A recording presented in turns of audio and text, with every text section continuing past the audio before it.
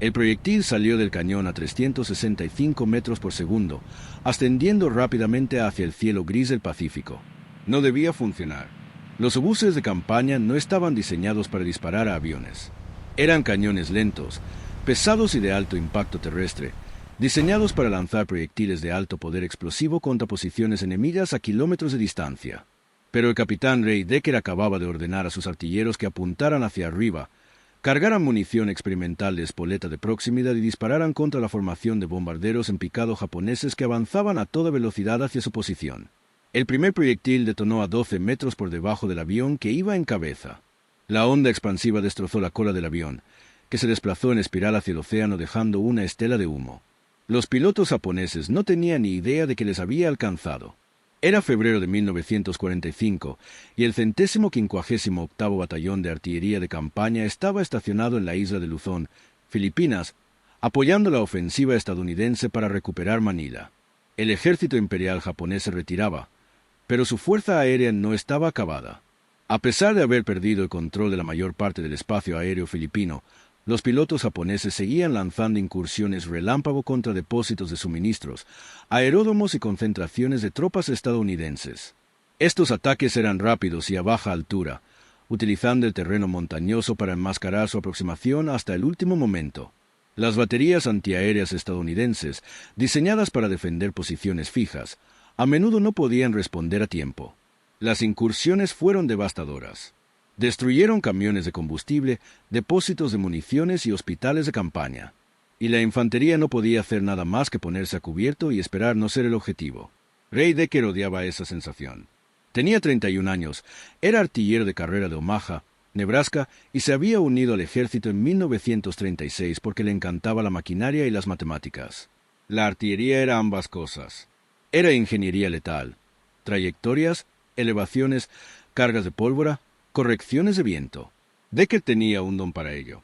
Para cuando partió hacia el Pacífico en 1943, ya era reconocido como uno de los mejores oficiales de dirección de fuego de su división. Podía calcular soluciones de tiro más rápido que la mayoría de los hombres leer un mapa. Sus artilleros confiaban plenamente en él, porque cuando Decker ordenaba una misión de fuego, los proyectiles impactaban exactamente donde él decía. Pero toda esa precisión no servía de nada contra los aviones. Su batallón estaba equipado con obuses M114 de 155 milímetros, potentes cañones capaces de lanzar un proyectil de 42 kilos a más de 18 kilómetros. Eran devastadores contra fortificaciones, artillería enemiga y posiciones de infantería. Pero no eran armas antiaéreas. Su elevación máxima era de tan solo 65 grados, lo que significaba que no podían disparar directamente hacia arriba. Su cadencia de fuego era lenta, de apenas 4 disparos por minuto. Y sus proyectiles estaban diseñados para explotar al impactar contra el suelo, no en el aire. Así que, cuando llegaron los aviones japoneses, Decker y sus hombres solo pudieron observar. Se agazaparon en sus trincheras, se cubrieron la cabeza y rezaron para que las bombas cayeran en otro lugar. Fue humillante. Tenían la potencia de fuego suficiente para arrasar una colina entera, pero estaban indefensos contra un solo Zero. Eso cambió a finales de enero de 1945, cuando un convoy de suministros entregó un cargamento inusual a la posición del 158º.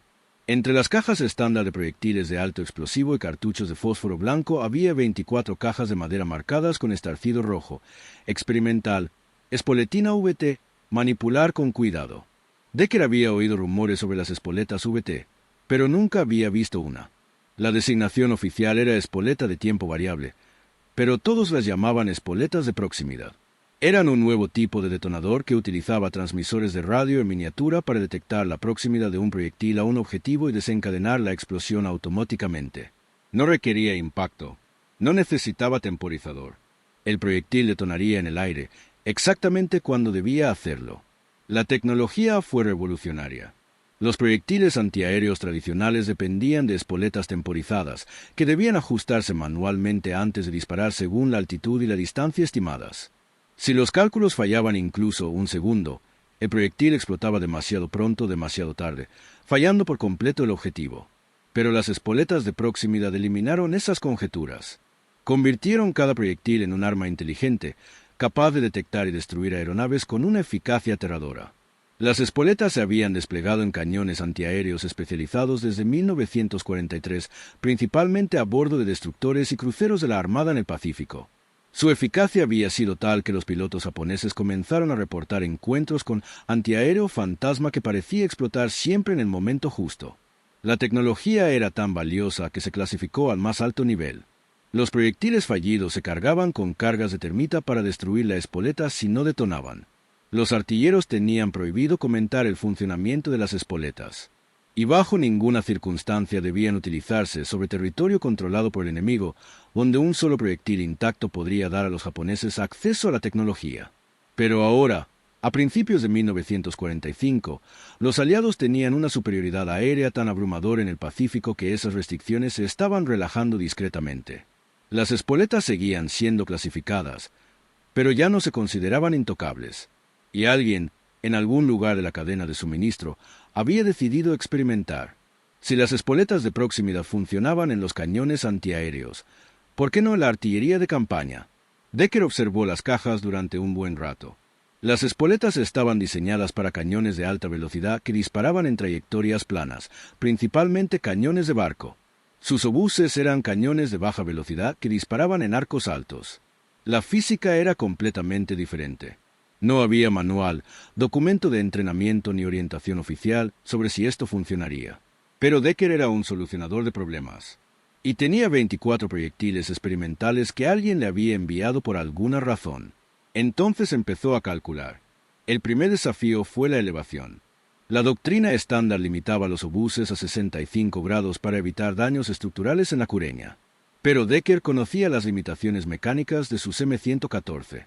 El mecanismo de elevación podía alcanzar físicamente los 80 grados si se saltaban los topes de seguridad. No era recomendable. Exigía una carga adicional al sistema de retroceso. Pero era posible. El segundo desafío era el alcance. Los proyectiles antiaéreos debían detonar a altitudes de entre 914 y 3.000 metros.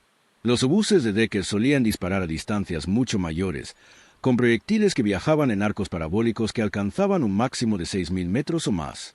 Pero si reducía la carga de pólvora y aumentaba la elevación, teóricamente podía colocar un proyectil en la banda de altitud adecuada.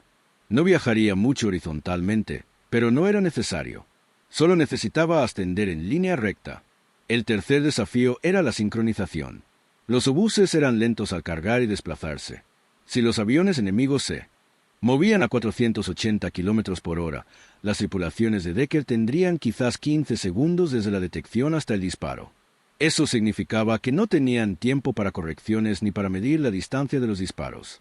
Tendrían que calcular la velocidad, la altitud y el rumbo del avión, calcular una solución de disparo sobre la marcha y esperar que la espoleta de proximidad hiciera el resto. Fue una locura. Violaba todos los principios de la artillería antiaérea. Pero era mejor que no hacer nada. Decker reunió a sus artilleros y les explicó el plan. No lo edulcoró. Les dijo que era experimental, no probado y potencialmente peligroso. Los cañones no estaban diseñados para esto. Las espoletas no estaban diseñadas para esto. Existía una posibilidad real de que los proyectiles fallaran, o que los cañones se rompieran, o que fallaran por completo y desperdiciaran la única munición antiaérea que tenían.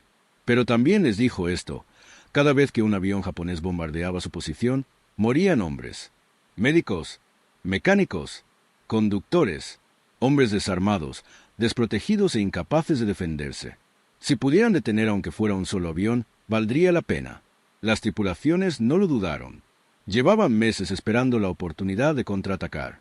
Decker organizó el batallón en una red improvisada de defensa aérea.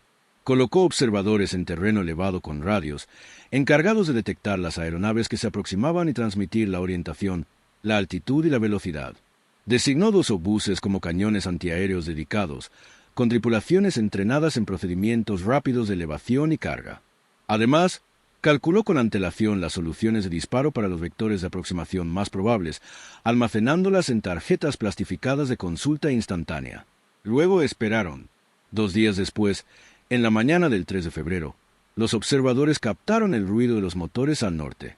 6 bombarderos japoneses, volando a baja altura por un paso de montaña, se dirigían directamente hacia el depósito de suministros estadounidense, a 5 kilómetros al sur de la posición de Decker. La formación avanzaba rápidamente, quizá a 450 kilómetros por hora, a una altitud de unos 1200 metros. Pasarían casi directamente sobre sus cabezas en menos de 90 segundos. Decker tomó la radio. Todos los cañones, alerta aérea. Rumbo 350. Altitud 4000. Velocidad 280. Cañones designados, prepárense para el ataque. Las dos dotaciones de obuses se movían como máquinas. Giraron las ruedas de elevación a 80 grados, bloquearon los mecanismos de giro y cargaron los primeros proyectiles de espoleta de proximidad. Los artilleros se agacharon tras los protectores de retroceso, con las manos en los cordones de disparo y la mirada fija en Decker.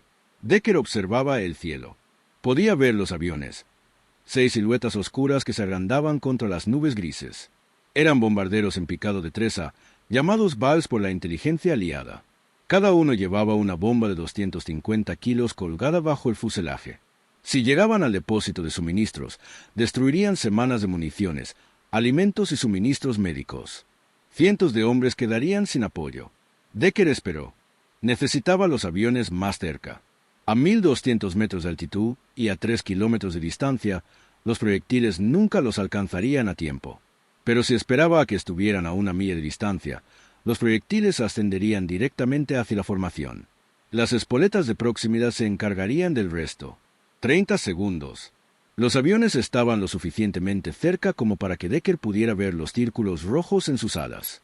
Los pilotos japoneses los llamaban Inomaru, símbolos del sol naciente. Los artilleros estadounidenses los llamaban dianas. 20 segundos. Decker levantó la mano. 10 segundos.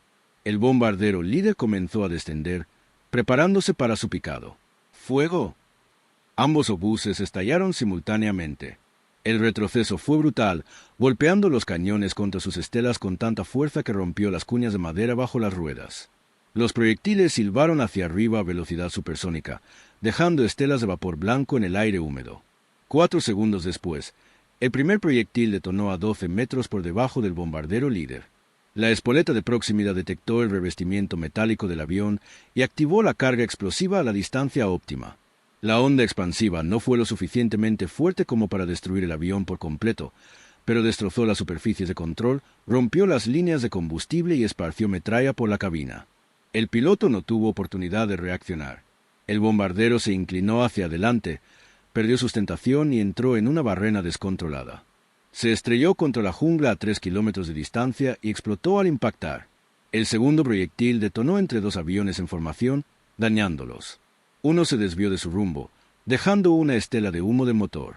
El otro intentó mantener la formación, pero se le dificultaba visiblemente. Los bombarderos restantes se dispersaron.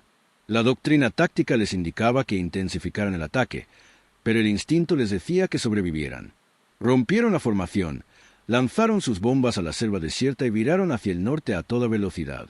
En cuestión de segundos, habían desaparecido. Decker permaneció en silencio, mirando al cielo. Sus tripulaciones lo observaban. Nadie habló. Entonces, lentamente, alguien empezó a aplaudir. Otro hombre se unió. Luego, otro. En cuestión de segundos, toda la batería vitoreaba, gritaba y se daba palmadas en la espalda. Acababan de lograr lo imposible. Pero Decker no lo celebró. Ya estaba calculando la siguiente solución. La noticia del combate se extendió rápidamente. Esa misma tarde, oficiales del cuartel general de la división visitaban la posición de Decker, exigiendo saber cómo un batallón de artillería de campaña había derribado un bombardero japonés. Decker explicó la configuración improvisada, las espoletas de proximidad, la elevación modificada y las soluciones de disparo precalculadas. Algunos oficiales quedaron impresionados, otros horrorizados. Un coronel acusó a Decker de imprudencia temeraria, argumentando que había violado los protocolos de seguridad y se había arriesgado a destruir equipo costoso para una maniobra. Decker no discutió. Simplemente señaló los restos del bombardero japonés, aún humeantes a 3 kilómetros de distancia. El coronel se fue sin decir otra palabra. Durante las 3 semanas siguientes, los ataques aéreos japoneses contra posiciones estadounidenses en Luzón continuaron. Pero ahora se toparon con algo inesperado. Artillería terrestre que disparaba directamente hacia arriba. Proyectiles que explotaban en el aire sin previo aviso. Armas que no deberían haber alcanzado aviones, pero lo hicieron. Los pilotos japoneses comenzaron a reportar encuentros con artillería rompedora de cielos, armas que parecían desafiar las reglas habituales del fuego antiaéreo. Los oficiales de inteligencia en Tokio estaban desconcertados. Sabían que los estadounidenses tenían espoletas de proximidad en sus buques de guerra, pero no tenían ni idea de que esas espoletas se estaban utilizando ahora en obuses terrestres. El batallón de Decker derribó 3 aviones más y dañó al menos una docena más antes de que los japoneses dejaran de sobrevolar su sector por completo. Los ataques no cesaron, pero se desplazaron hacia zonas donde las defensas estadounidenses eran más débiles. Decker había creado una zona de exclusión aérea con solo cañones de campaña e ingenio. Otros batallones de artillería se dieron cuenta. En cuestión de semanas, las tácticas improvisadas de Decker se estaban copiando en todo el Pacífico. Los oficiales de artillería comenzaron a solicitar envíos de proyectiles con espoleta de proximidad. Las dotaciones de los cañones practicaron tiro a gran altura. Los observadores fueron entrenados para calcular la altitud y la velocidad de los objetivos aéreos. Para cuando comenzó la batalla de Okinawa en abril de 1945, las unidades de artillería de campaña estadounidenses atacaban rutinariamente a la aviación japonesa, convirtiendo los cañones terrestres en baterías antiaéreas improvisadas. La táctica nunca se adoptó oficialmente como doctrina. No existía un manual de campaña, un programa de entrenamiento formal, ni un procedimiento estandarizado. Continuó siendo una improvisación, transmitida de unidad en unidad por el boca a boca y la necesidad del campo de batalla. Pero funcionó. Y en la guerra, los resultados importan más que las normas. Ray Decker nunca recibió una medalla por su innovación. No fue ascendido. No fue celebrado en periódicos ni libros de historia. Simplemente continuó con su trabajo, dirigiendo el fuego de artillería contra las posiciones japonesas hasta el final de la guerra en agosto de 1945. Regresó a Omaha, retomó su vida civil y rara vez habló de la guerra. Cuando le preguntaban, decía que había sido artillero en el Pacífico. Nada más. Pero los hombres que sirvieron con él nunca lo olvidaron. Sabían lo que había hecho. Sabían que su negativa a aceptar la impotencia había salvado vidas, interrumpido las operaciones enemigas y cambiado la forma en que las fuerzas terrestres concebían la defensa aérea. Y sabían que los pilotos japoneses que se enfrentaron a sus armas habían aprendido una dura lección. La innovación no se limita a laboratorios e instalaciones de investigación. Ocurre en los campos de batalla, en momentos de desesperación, cuando alguien se niega a aceptar las limitaciones de sus herramientas. La historia de Ray Decker y sus obuses antiaéreos improvisados no es muy conocida. No aparece en la mayoría de las historias de la Segunda Guerra Mundial. Quedó eclipsada por batallas más grandes, comandantes más famosos e innovaciones más drásticas. Pero es un ejemplo perfecto de un principio que define el éxito militar. La adaptabilidad supera la doctrina. Cuando la situación cambia, las herramientas que tienes son más importantes que las que desearías tener. Y la capacidad de ver nuevas posibilidades en equipos antiguos vale más que cualquier cantidad de potencia de fuego. Los obuses de Decker no estaban diseñados para disparar contra aviones, pero los fabricó de todos modos. Eludió los mecanismos de seguridad, violó los procedimientos operativos estándar y se arriesgó a dañar equipo costoso porque la alternativa era peor. Reconoció que las reglas estaban escritas para circunstancias diferentes y que seguirlas ciegamente costaría vidas. Así que las reescribió. Ese tipo de pensamiento es poco común. La mayoría de las personas, al enfrentarse a un problema que sus herramientas no están diseñadas para resolver, se dan por vencidas.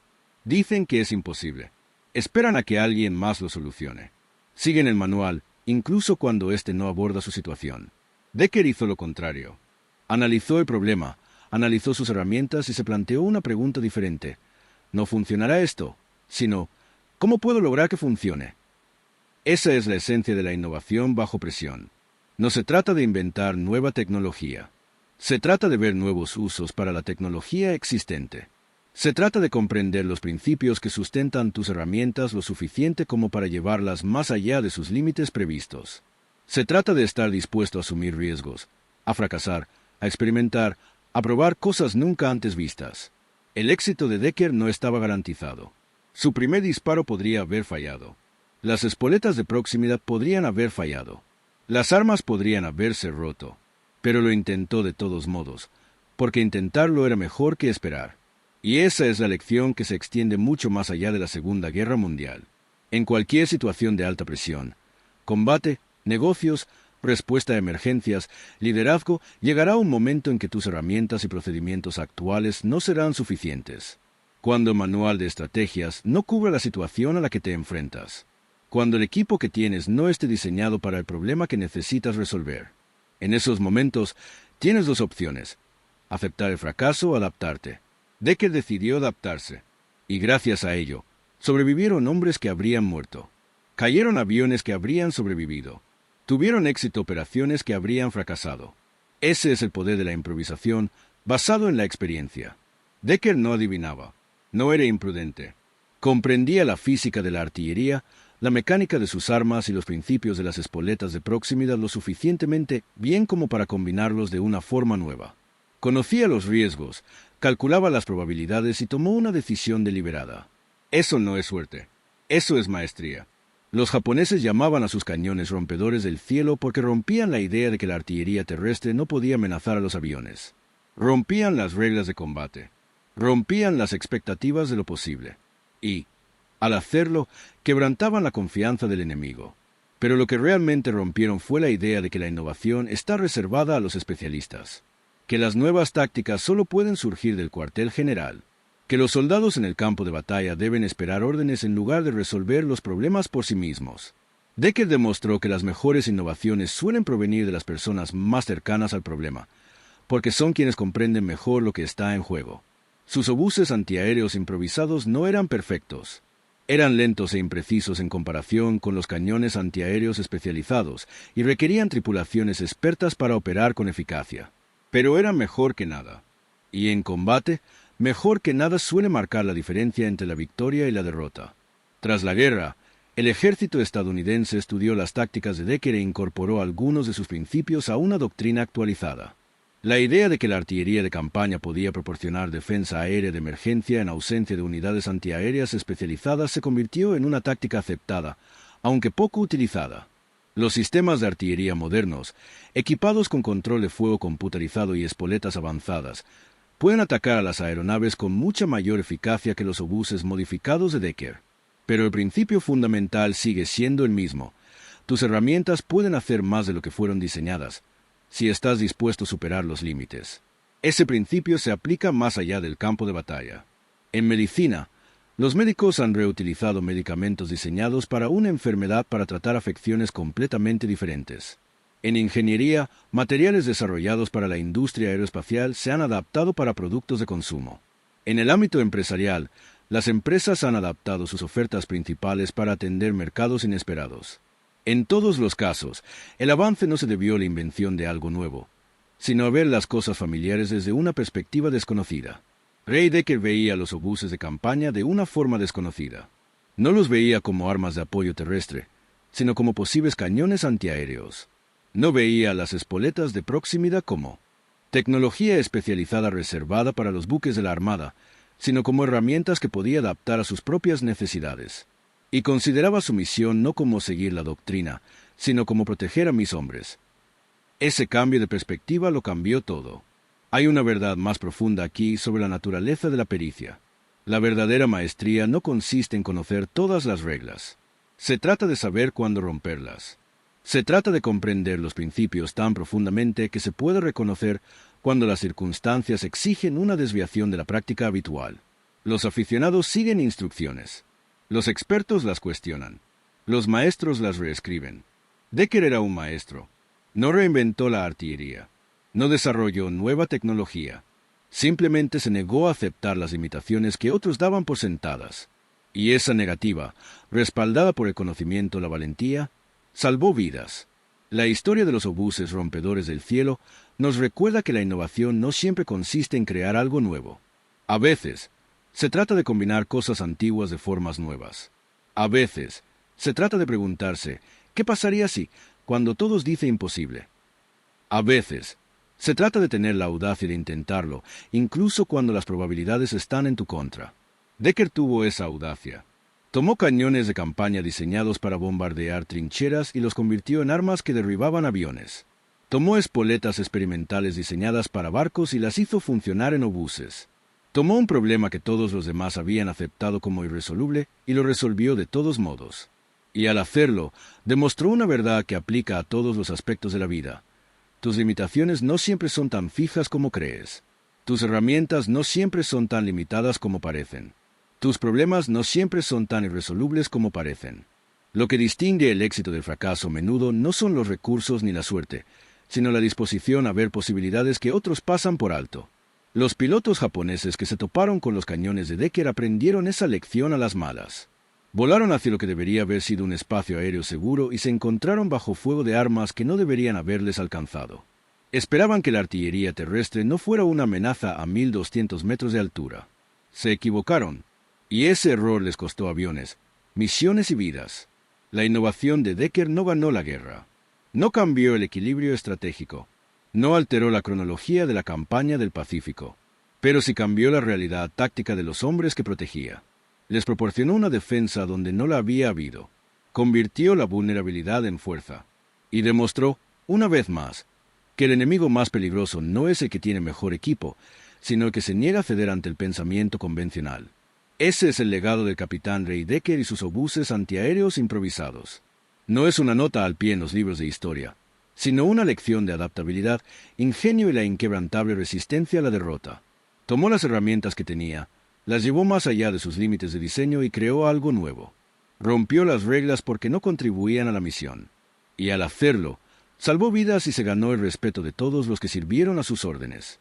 Los japoneses los llamaban rompedores del cielo. Pero lo que realmente rompieron fue la suposición de que la adaptación requiere permiso, que la innovación requiere aprobación oficial, que los soldados en el campo de batalla deberían esperar soluciones desde arriba en lugar de crear las suyas propias. Decker no esperó, actuó, y esa acción, fruto del conocimiento, la valentía y la necesidad, marcó la diferencia. Así que la próxima vez que te enfrentes a un problema para el que tus herramientas no fueron diseñadas, recuerda a Ray Decker. Recuerda que las limitaciones que aceptas suelen ser las que creas. Recuerda que la experiencia no consiste en memorizar procedimientos, sino en comprender los principios con la suficiente profundidad como para modificarlos cuando sea necesario. Y recuerda que las innovaciones más poderosas no siempre son las más complejas. A veces, son solo ideas sencillas, ejecutadas con precisión y audacia, por personas que se niegan a aceptar que algo es imposible. Porque en la guerra, como en la vida, quienes cambian el juego no son quienes siguen las reglas, son quienes las reescriben. Si quieres más historias inéditas de innovación y valentía de los mayores conflictos de la historia, suscríbete ahora. ¿Desde donde nos ves? Deja tu ubicación en los comentarios.